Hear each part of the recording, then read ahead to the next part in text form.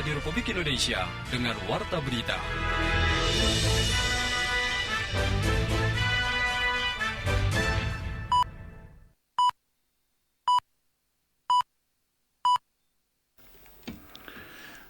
Tanda waktu tepat pukul 6 waktu Indonesia Barat.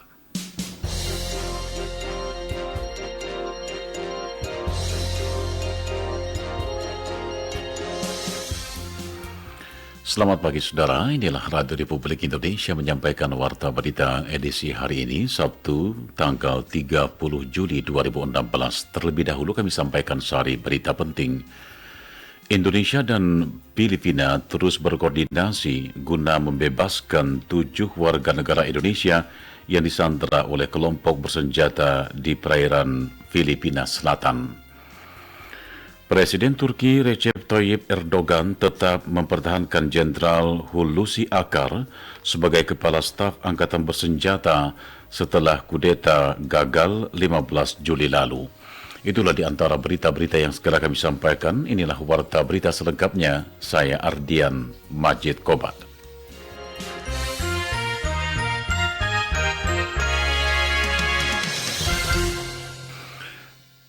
Berita yang pertama. Saudara, Indonesia dan Filipina terus berkoordinasi guna membebaskan 7 warga negara Indonesia yang disandera oleh kelompok bersenjata di perairan Filipina Selatan. Sementara itu, keluarga para sandera mulai mendapatkan teror dari penyandera yang mengancam akan melakukan pembunuhan jika uang tebusan tidak diberikan. Laporan selengkapnya disampaikan Retno Mandasari. Upaya bagi pembebasan 7 WNI yang merupakan anak buah kapal ABK Tongkang Robi 152 dari sandera 2 kelompok bersenjata di perairan Filipina Selatan terus dilakukan oleh pemerintah kedua negara. Juru bicara Kementerian Luar Negeri RI Armanata Nasir mengatakan, bahkan dalam pertemuan ASEAN Ministerial Meeting minggu lalu di Laos, Menlu Retno Marsudi sempat bertemu dengan Menlu Filipina, Perfecto Rifasiasai Junior, untuk berkoordinasi langsung mencari jalan keluar bagi pembebasan ke-7 WNI. Sedangkan terkait adanya teror yang disampaikan oleh para penyandera kepada keluarga sandera, Armanata Nasir menambahkan bahwa pihak Kementerian Luar Negeri dalam waktu dekat segera mengundang perwakilan keluarga untuk mengkonfirmasi langsung hal tersebut. Meski demikian, berdasarkan informasi yang diperoleh pihak Kementerian Luar Negeri pekan lalu bahwa kondisi ke-7 WNI dikabarkan sehat. Kita sedang melakukan konfirmasi kepada keluarga apakah memang itu benar terjadi. Terkait dengan upaya pemerintah sendiri, itu terus kita lakukan. Juga Ibu Menteri Luar Negeri pada saat di pertemuan IMM secara khusus melakukan pertemuan dengan Menlu Filipina, saling men-sharing informasi. Sebagai contoh, diketahui bahwa 7 WNI yang itu berpindah-pindah tempatnya walaupun masih tetap di satu pulau. Sebelumnya pada 20 Juni lalu, 2 kelompok bersenjata di perairan Julup, Filipina Selatan menyandera 13 WNI yang 6 diantaranya merupakan anak buah kapal ABK Takbot Charles 001 dan 7 lainnya merupakan ABK kapal Tongkang Robi 152. Namun ke-6 ABK Takbot dibebaskan dan telah memberikan kesaksian mereka kepada TNI Angkatan Laut Samarinda, Kalimantan Timur. Sedangkan Panglima TNI Jenderal TNI Gatot Nurmantio sebelumnya menyatakan bahwa kelompok penyandera kali ini merupakan kelompok yang sama seperti kasus penyanderaan pertama yaitu kelompok Al-Habsyi, sementara Takbot Charles 001 maupun kapal Tongkang Robi 152 telah melanggar moratorium yang sebelumnya ditetapkan oleh pemerintah Indonesia bagi pelayaran di wilayah perairan Filipina. Pemerintah masih melakukan kajian terkait permintaan Kedutaan Besar Turki untuk menutup sejumlah sekolah di Indonesia yang diduga terkait organisasi ulama Fethullah Gulen. Pernyataan itu dikemukakan Menteri Agama Lukman Hakim Saifuddin di sela-sela penutupan Jambore Pasraman Nasional keempat di Sleman, Yogyakarta. Menurut Menteri Lukman Hakim Saifuddin, baik Kementerian Agama maupun Kementerian Pendidikan dan Kebudayaan masih melakukan pendalaman apakah 9 lembaga pendidikan itu masuk kategori madrasah atau sekolah umum. Kita lihat apakah itu kerjasama dengan sekolah atau madrasah gitu. Kalau sekolah itu tentu di bawah Kementerian Pendidikan dan Kebudayaan, sementara kalau yang madrasah itu di bawah Kementerian Agama. Nah, ini sedang kita cermati kerjasama itu pada madrasah-madrasah atau pada sekolah. Kalau madrasah tentu menjadi tanggung jawab Kementerian Agama, tapi kalau sekolah tentu bukan kewenangan Kementerian Agama. Tapi yang jelas adalah pemerintah Indonesia akan mencermati hal ini sambil terus mengkaji, dan pada saatnya nanti kita akan sampaikan apa kebijakan yang akan ditempuh. Sementara itu, Sekretaris Kabinet Pramono Anung menyatakan Indonesia tidak akan memenuhi permintaan pemerintah Turki agar menutup sejumlah sekolah di tanah air. Sebelumnya, Turki meminta sejumlah sekolah tersebut ditutup karena terindikasi dengan organisasi ulama Fethullah Gulen. Saudara, beralih ke berita lainnya, eksekusi mati terhadap gembong narkoba tidak menjamin terhentinya jaringan narkoba nasional dan internasional. Oleh karena itu, pemerintah bersama pihak terkait akan terus memutuskan mata rantai jaringan tersebut. Laporan selengkapnya disampaikan reporter Justina Wigati. Sosiolog UGM Profesor Sunyoto Usman mengungkapkan pemerintah bersama pihak terkait harus semakin intens memutus mata rantai jaringan narkoba secara nasional maupun internasional, mengingat tewasnya gembong narkoba Freddy Budiman dan pelaku kejahatan narkoba lainnya dari negara asing pada eksekusi mati Jumat dini hari tidak menjamin jaringan narkoba berhenti. Diyakini masih banyak gembong narkoba lainnya yang masih berkeliaran atau bahkan mengendalikan bisnis narkoba dari dalam lapas. Apakah setelah hukuman mati dilakukan berhenti itu pengedaran bandar narkoba? Tidak, dia itu punya jaringan internasional yang sangat kuat. Sebelum mata rantai jaringan itu dapat diatasi, dapat diputus, darurat narkoba ini akan terus berjalan. Tidak hanya berhenti sampai hukuman mati itu sendiri. Persoalan yang lebih serius adalah bagaimana memutus mata rantai jaringan pengedar, jaringan pemasok, jaringan bandar. Presiden Jokowi juga diingatkan untuk tidak gentar dengan ancaman negara asing dalam menerapkan hukuman mati di Indonesia terhadap pelaku kejahatan yang kedapatan di Indonesia, apakah sebagai pemilik, penyelundup, atau bahkan pengedar. Menurut Sunyoto Usman yang juga pakar politik, penerapan hukuman mati di Indonesia tidak menyalahi hukum internasional. Hukuman mati adalah hukum positif yang berlaku di Indonesia secara konstitusi, sehingga Presiden harus secara konsisten menerapkannya. Undang-undangnya ada Indonesia, mestinya siapa saja yang kemudian masuk Indonesia, dia harus mengikuti konstitusi itu. Hukuman mati dikatakan Sunyoto Usman tidak akan optimal dalam memberantas narkoba tanpa dibarengi dengan upaya pencegahan, mengingat hukuman mati yang sudah dilakukan di Indonesia masih belum menjadikan efek jera pelakunya. Untuk itu pentingnya memutus mata rantai jaringan narkoba lebih serius lagi. Markas Besar Kepolisian Republik Indonesia Mabes Polri telah mengagendakan pertemuan dengan Koordinator Kontras Haris Azhar terkait tulisannya mengenai Freddy Budiman, terpidana mati narkotika yang dieksekusi Jumat dini hari. Kepala Divisi Humas Polri Inspektur Jenderal Polisi Boy Rafli Amar di Jakarta mengatakan Polri telah menghubungi Haris Azhar. Selain itu juga mengajaknya berdiskusi untuk mendalami tulisan Haris Azhar yang menyatakan bahwa Freddy Budiman hanya bagian dari permainan bandar besar narkotika dengan petinggi Polri dan Badan Narkotika Nasional turut terlibat di dalamnya. Tulisan itu harus didalami dan tidak dapat langsung diambil kesimpulan dari tulisan tersebut. Menurut Boy Rafli Amar, apabila terbukti ada personil Polri yang terlibat seperti ditulis dalam tulisan itu, maka akan ditindak tegas. Menteri Lingkungan Hidup dan Kehutanan Siti Nurbaya Bakar menyatakan kerusakan lingkungan di sekitar Danau Toba sudah sangat memprihatinkan. Oleh karena itu, perlu segera dilakukan penanaman pohon minimal 100.000 hektar hingga akhir tahun 2016 ini. Laporan selengkapnya disampaikan reporter Rahmi Siregar.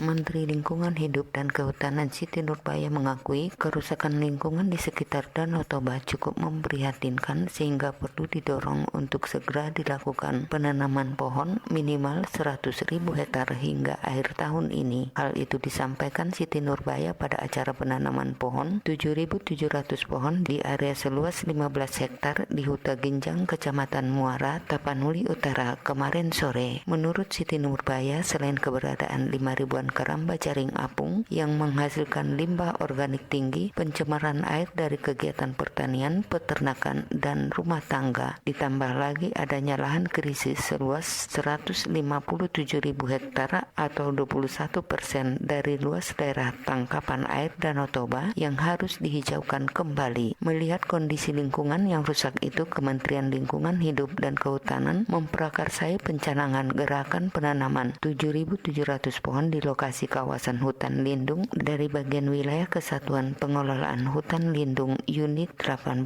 di Sumatera Utara. Dalam kesempatan tersebut, Siti Nurbaya juga meminta agar penanaman pohon itu dilakukan secara berkelanjutan, dipelihara dan diawasi oleh pemerintah daerah setempat. Kalau kondisinya menurut saya cukup memprihatinkan, makanya tadi saya dorong betul untuk paling tidak 1-2 bulan ini sudah harus mulai menanam, paling dikit sampai akhir tahun bisa 100.000 hektar, kalau bisa sampai lebih bagus. Jadi saya tadi udah bicara dengan beberapa bupati, sudah harus mengajak dan mendinamisir generasi mudanya untuk tanam pohon, kan bibitnya di sini banyak. Penanaman pohon sebagai upaya restorasi lingkungan yang dilakukan oleh pemerintah diharapkan bisa bermanfaat bagi kehidupan yang lebih baik di kawasan Danau Toba. Pohon yang ditanam antara lain aren, kemiri, segon, dan pinus yang memiliki fungsi yang baik untuk perlindungan dan tata air serta memberi manfaat ekonomi kepada masyarakat. Untuk itu, Menteri berharap restorasi lingkungan perlu terus ditingkatkan dan dipelihara pohon yang sudah ditanam dengan diikuti pengawasan yang semakin ketat agar tidak terjadi lagi kerusakan lingkungan di daerah kawasan Danau Toba.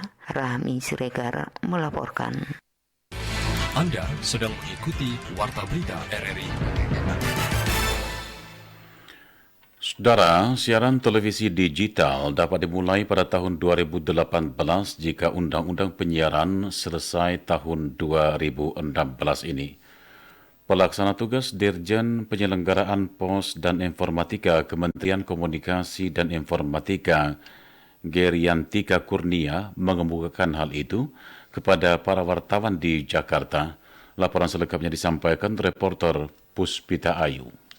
Pemerintah melalui Kementerian Komunikasi dan Informatika atau Kominfo masih terus memperhatikan uji coba siaran digital yang berlangsung hingga Desember mendatang. PLT Dirjen Penyelenggara Pos dan Informatika Kementerian Komunikasi dan Informatika Geriantika Kurnia di Jakarta mengungkapkan regulasi terkait migrasi siaran dari analog ke digital saat ini hanya bertumpu pada Undang-Undang Penyiaran yang baru. Karena itu ia berharap DPR dapat segera merampungkan RUU Penyiaran tersebut. Geriantika menyatakan jika Undang-Undang Penyiaran selesai pada tahun ini, maka siaran televisi digital dapat dimulai pada tahun 2018 mendatang.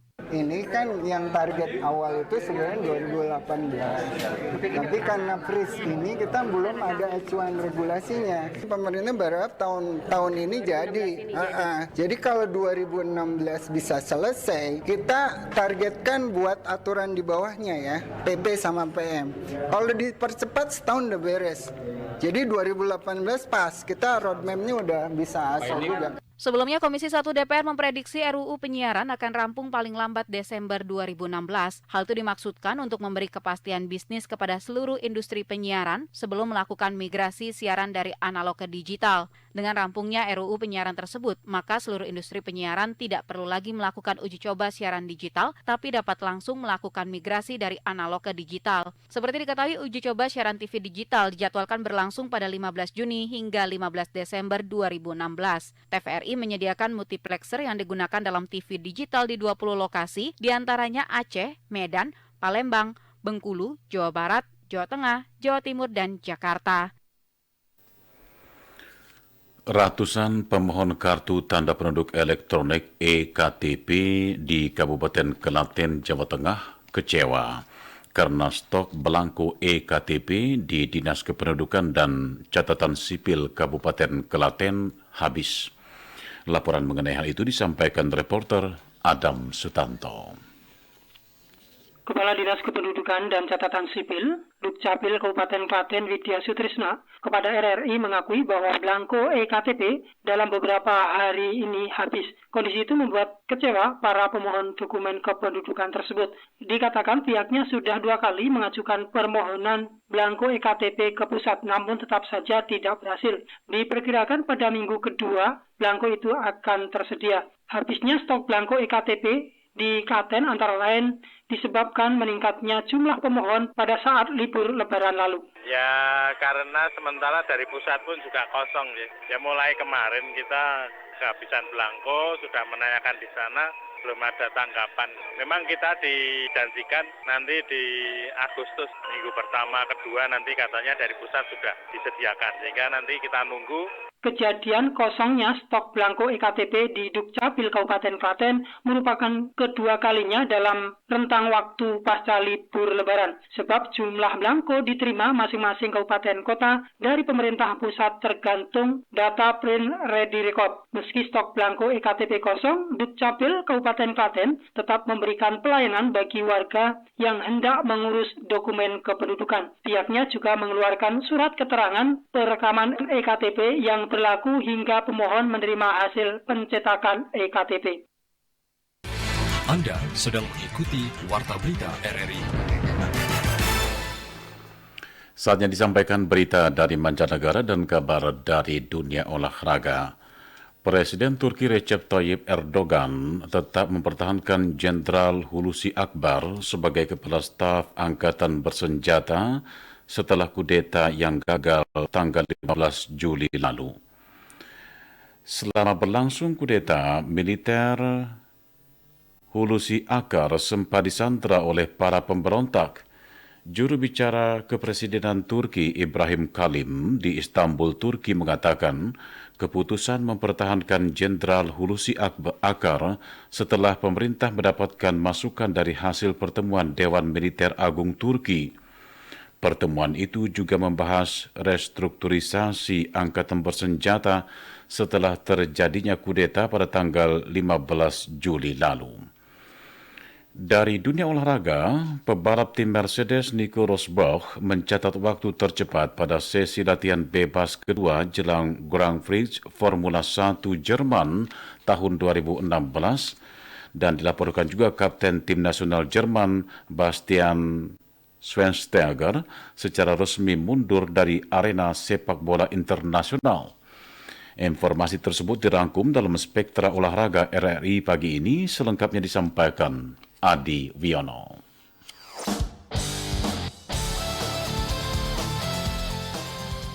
Saudara, pembalap tuan rumah Nico Rosberg bersaing ketat dengan rekan setimnya Lewis Hamilton setelah mencatat waktu tercepat pada sesi latihan bebas kedua jelang lomba balap mobil Grand Prix Formula 1 Jerman 2016 di sirkuit Hockenheimring, Hockenheim semalam. Nico Rosberg yang membela tim Mercedes pada sesi latihan bebas tersebut membuat catatan waktu terbaik 1 menit 15,614 detik. Posisi kedua ditempati rekan setimnya asal Inggris Lewis Hamilton dengan catatan waktu 1 menit 16,008 detik, diikuti pembalap tuan rumah lainnya dari tim Ferrari Sebastian Vettel di urutan ketiga dengan waktu 1 menit 16,208 detik. Sedangkan posisi keempat hingga keenam tidak terjadi perubahan seperti halnya pada sesi latihan bebas pertama sebelumnya. Urutan keempat ditempati pembalap tim Red Bull asal Belanda Max Verstappen, waktu 1 menit 16,456 detik. Posisi kelima rekan setimnya asal Australia Daniel Ricciardo, waktu 1 menit 16,490 detik, dan pembalap tim Ferrari asal Finlandia Kimi Räikkönen berada di urutan 6, waktu 1 menit 16,512 detik. Sedangkan pembalap Indonesia yang membela tim Menor Racing, Rio Haryanto, yang sempat menempati posisi top speed kedua berada di urutan 21, membuat catatan waktu 1 menit 18,591 detik di atas pembalap tim Sauber Ferrari asal Brazil, Felipe Nasr.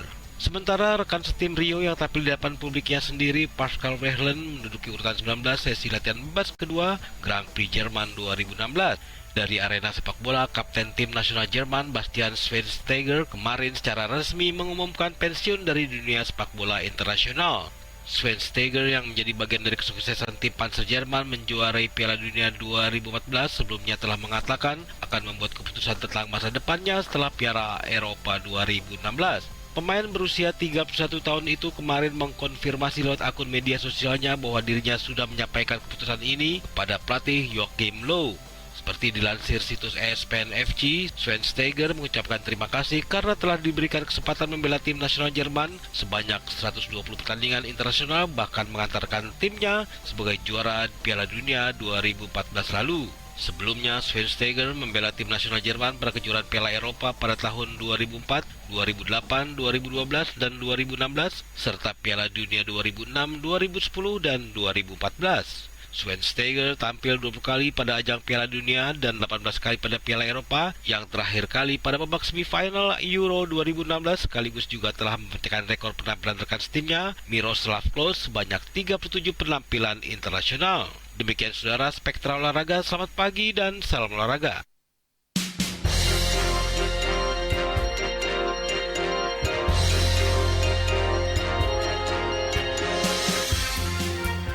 Demikianlah saudara, telah disampaikan Warta Berita Radio Republik Indonesia pagi ini, dan sebelum berpisah kami sampaikan kembali sari berita penting. Indonesia dan Filipina terus berkoordinasi guna membebaskan 7 warga negara Indonesia yang disandera oleh kelompok bersenjata di perairan Filipina Selatan. Presiden Turki Recep Tayyip Erdogan tetap mempertahankan Jenderal Hulusi Akar sebagai Kepala Staf Angkatan Bersenjata setelah kudeta yang gagal tanggal 15 Juli lalu. Akhirnya mewakili tim redaksi yang bertugas pagi ini, produser pelaksana Yanti Widya, pengarah acara Wulan Yuni, teknik operator studio pengarah teknik Indra Virgiantara, editing Suparno, kameramen Sigit Fitriatno, saya Ardian Majid Kobat mengucapkan terima kasih atas perhatian Anda dan selamat pagi.